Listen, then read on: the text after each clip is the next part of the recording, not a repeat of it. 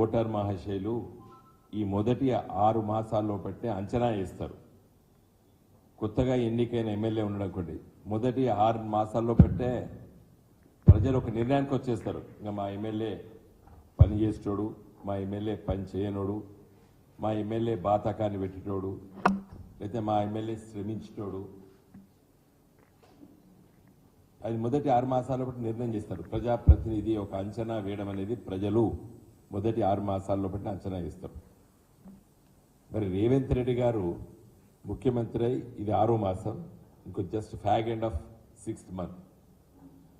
6 మాసాల తర్వాత ఆయన చెప్పుకోదగ్గ ఇది నా ఫ్లాగ్షిప్ ప్రోగ్రామ్, నా ప్రభుత్వం చేసేటువంటి పథకాలు, లేదా ప్రజలకు సేవ చేసేటువంటి ఇది అని చెప్పేది దురదృష్టవశాత్తు ఒకటి కూడా లేదు.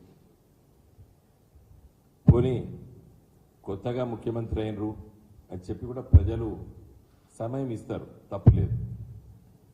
ఇక్కడ 6 మాసాలు నిండుతున్నటువంటి సందర్భంలో ఈరోజు ముఖ్యమంత్రి గారు కేబినెట్ సమావేశం ఏర్పాటు చేశారు.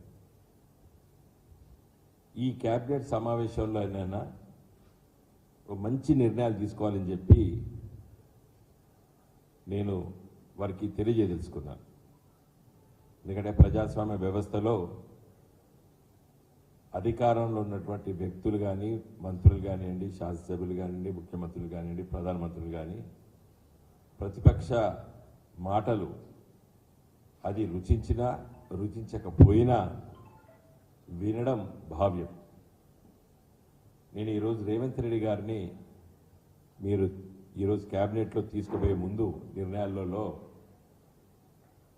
రైతు బంధు అనేటువంటి పథకం గురించి వెళ్ళి క్లుప్తంగా నేను చెప్పదలుచుకున్నాను. ఇది భారతదేశంలో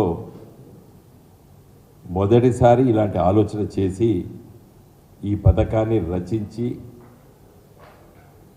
ప్రజలకి రుచించే విధంగా ఆలోచన చేసి అమలు చేసింది కల్వకుంట్ల చంద్రశేఖరరావు గారి నాయకత్వాన ముఖ్యమంత్రిగా ప్రభుత్వం తీసుకున్న నిర్ణయం ఇది. ప్రధానమంత్రి గారితో సహా చాలామంది ఎంపీలు, ఆ రోజు నేను ఎంపీగా ఉంటే పార్లమెంట్లో, స్వాగతించారు. ఈ గొప్ప ఆలోచన చాలా గొప్పగా ఉంది, ఇది మా రాష్ట్రంలో మేము అమలు చేస్తామని చెప్పేసి 2-3 రాష్ట్రాలు వాళ్ళ ముఖ్యమంత్రులు కూడా ఇక్కడికి అధికారులను పంపించి ఆలోచన చేసి దాన్ని అమలు చేశారు. ముఖ్యంగా ప్రధానమంత్రి మోడీ గారు కూడా పిఎం కిసాన్ అనేటువంటి పథకాన్ని కూడా దీన్ని దృష్టిలో పెట్టుకొని ఆలోచన చేసి అమలు చేశారు, అమలు అవుతుంది. రైతు బంధు అనేటువంటి పథకము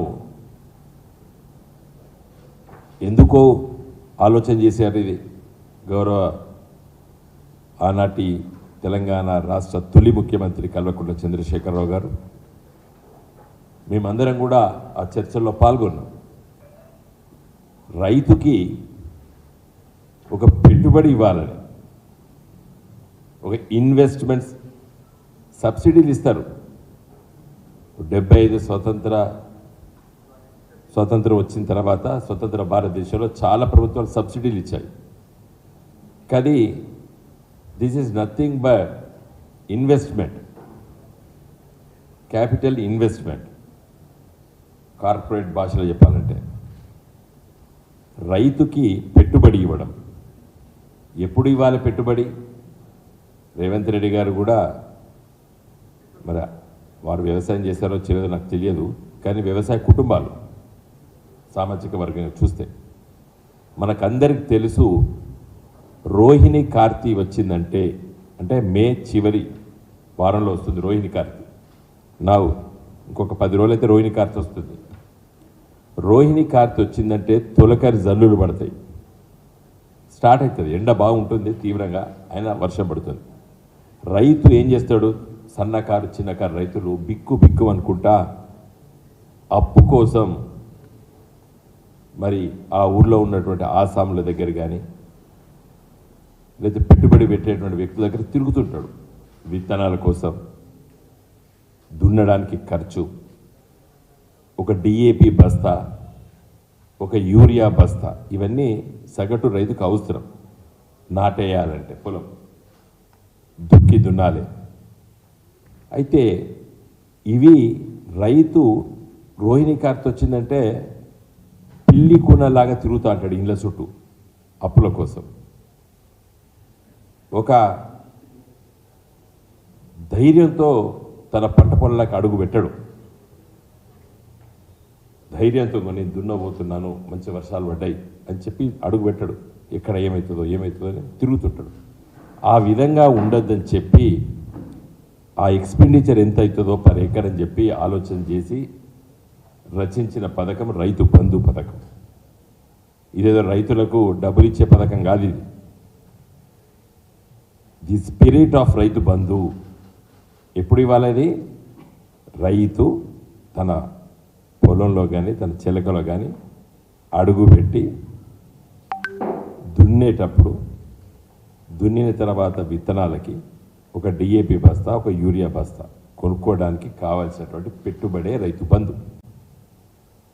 దురదృష్టవశాత్తు రేవంత్ రెడ్డి గారి ప్రభుత్వము ఈ రైతు బంధు మొన్న ఎప్పుడు ఇచ్చింది? కోతలు కోసిన తర్వాత ఇచ్చేది. పంట చేతికి వచ్చి రైతు అప్పుడే అమ్ముకుంటున్నాడు, పైసలు వస్తున్నాయి, రైతుకు జేబులోకి పైసలు వస్తున్నాయి పంట అమ్ముకున్నప్పుడు. అప్పుడు రైతు బంధు ఇచ్చాడు, ఇప్పుడు కూడా ఇస్తున్నాడు.